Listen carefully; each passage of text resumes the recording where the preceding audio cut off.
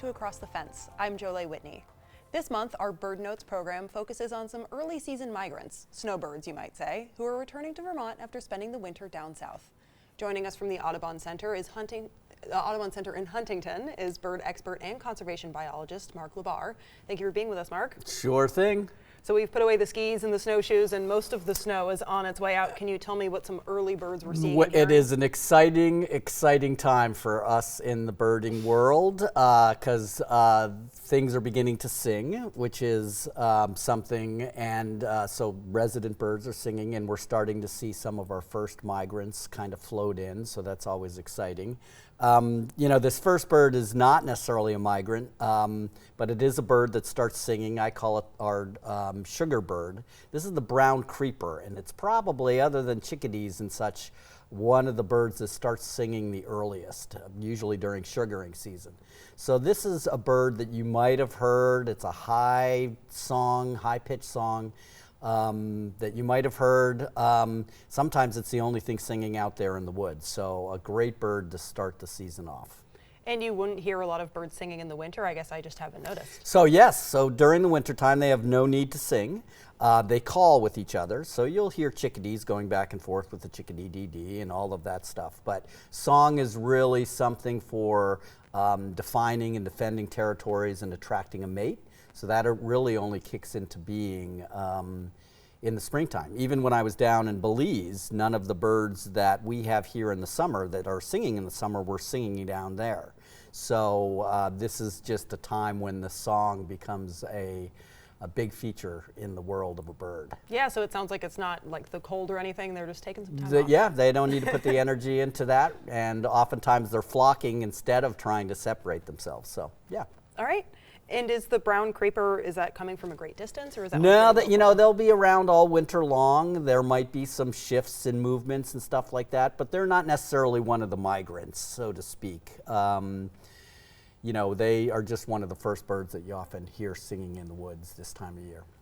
Okay, and how about the red-winged blackbird? Is that a short distance? Yeah, migrant? so that's a short distance migrant. So that, and when I think of a harbinger of spring, which they always used to say was the robin, I think of the red-winged blackbird. When they get back to our marshes, in March, and they start singing and they start setting up their territories, that's really when, I realize that I've got another month and a half before the big migration comes through, but that's the start of it all, yeah.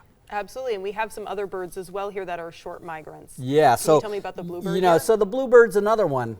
Sometimes they'll stick around, sometimes they stay close. People will see them in the winter, a warm winter like this. You might have bluebirds, but they often show up early as well and begin singing, and people can see activity around their feeders.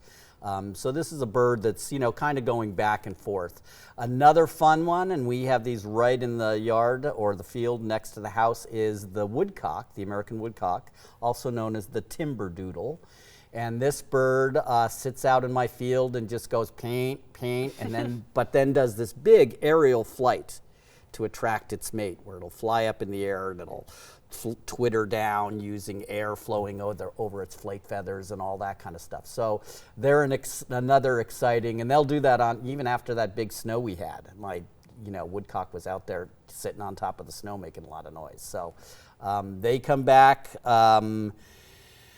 I'm trying to think, who else do we have here? The other one, as far as bird song, when we first start hearing song, is the song sparrow. This is, again, a short distance migrant, probably coming from the southern U.S. They're a very common backyard bird. Folks can hear them singing from their hedgerows, along fence rows. They're a great, for a little brown bird, this is their prime time when they first get back. And then, close in hand with them, and this is an interesting bird, this is the fox sparrow. Now this bird looks like it, just like a song sparrow, but it's only here for a brief period of time. It's passing through. So they don't breed here in the state. And we will begin to see, usually fox sparrows I'll see for like a day or two.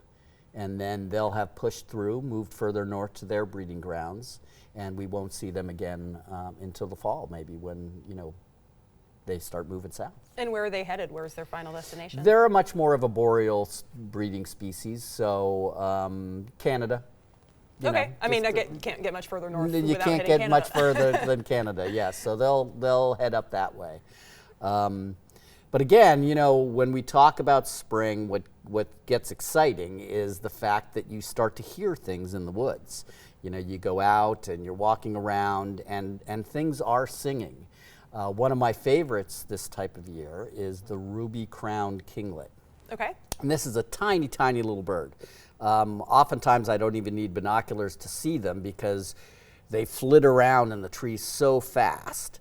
But they have a great spring song that they'll put out, and they get their name from that nice crown that they have on the top, which is often concealed, but the males will flare that top up to show off to the females, and you know, again, song and all that territorial display.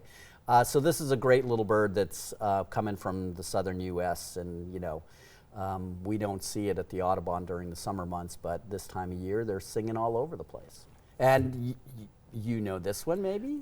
This, I believe, is the phoebe, and I've also been told through some little birds told me perhaps that you have your own phoebe call that you well, would be you know, willing to share. what's nice is phoebes are easy because phoebes get their names.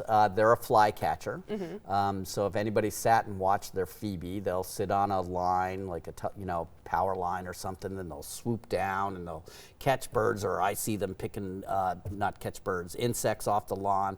But it's phoebe, phoebe, phoebe, and you know, you're a natural. Yes, and this time of year you can get very excited about that. As the summer goes along, the phoebe can be a little one of those ones that you're kind of like, okay, time to quiet down now. A little early in the morning Yeah, for the phoebe, perhaps. yes. So, and how about any warblers? Any of them back yet? so we're beginning to see the big push of migrants. One warbler that we see that's early is the pine warbler. Okay, so this is another bird that it breeds here in Vermont in a couple of different places. It likes, as its name suggests, pine forests in order to breed in. And this is an early migrant that we'll begin to see. You know, now for the next couple of weeks, they'll start flitting back and coming into being here in the state. You know, the big push of migrants is they're still on their way. There's an app called, or not an app, but you can go on to Birdcast, which is done by Cornell, and it actually uses Doppler radar, so you can see how the birds are progressing in their migration north. So a lot of, you know, at this point, birds are launching themselves off the Yucatan Peninsula, or they're coming up around Mexico and through Texas.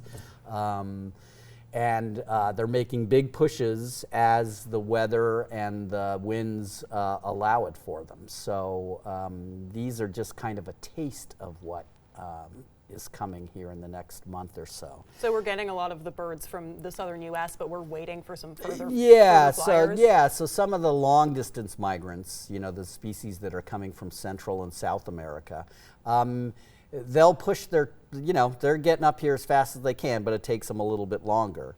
This is another bird that can be seen this time of year, early spring. This is the palm warbler, and it's actually a boreal species, but it gets its name probably from where it was seen on its wintering ground. And this bird will bob its tail. So much like the phoebe, if you see a bird sitting on a power line and it's bobbing its tail, that usually says it's a phoebe. If you see a small warbler type bird that's bobbing its tail, it's usually the palm warbler. And we have one more warbler, I believe. This is the yellow one. And this is, you know, this is another classic this time of year. They come through in large numbers. They do so in the fall as well. This is the yellow-rumped warbler, also known fondly as butterbutts, because they have that nice yellow rump on the back. So again, this is another species that breeds a little bit, you know, they're more inclined towards boreal habitats. They will be seen here in Vermont, but you know, in the Champlain Valley and areas like that, they're just birds that are primarily passing through. And they'll be singing while they do that. So again, for us birders, every morning is like a new what's out here. We get very excited to see what's up. And then of course, We Come on, everyone's favorite sign of spring. Everyone's favorite sign of spring, the robin. And robins come through. Obviously, they breed here. Sometimes they winter here. They will be found on the Christmas bird count. So again, if you have a low snow winter, they may be around. They'll feed on crab apples and a lot of the ornamental fruits that are left over the winter.